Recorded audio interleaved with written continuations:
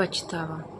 एक मेहनती और ईमानदार नौजवान बहुत पैसे कमाना चाहता था क्योंकि वह गरीब था और बदहाली में जी रहा था।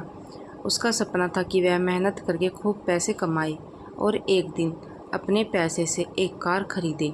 जब भी वह कोई कार देखता तो उसे अपनी कार खरीदने का मन करता।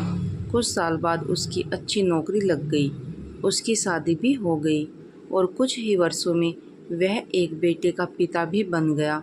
सब कुछ ठीक चल रहा था, मगर फिर भी उसे एक दुख सताता था कि उसके पास उसकी अपनी कार नहीं थी। धीरे धीरे उसने पैसे जोड़कर एक कार खरीद ली। कार खरीदने का उसका सपना पूरा हो चुका था और इससे वह बहुत खुश था। वह कार की बहुत अच्छी तरह देखभाल करता था और उससे शान से घूमता था। एक दिन रविवार को वह कार को रगड़ रगड़ कर धो रहा था, यहाँ तक कि गाड़ी के टायरों को भी चमका रहा था। उसका 5 वर्षीय बेटा भी उसके साथ था।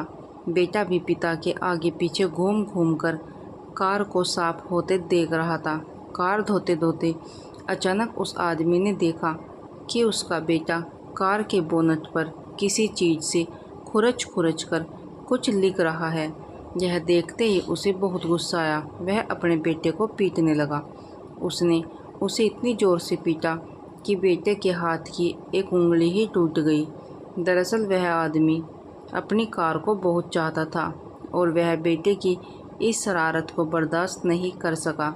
बाद में जब उसका गुस्सा कुछ कम हुआ तो उसने सोचा कि जाकर देखूं कि कार में कितनी खरोंच लगी है।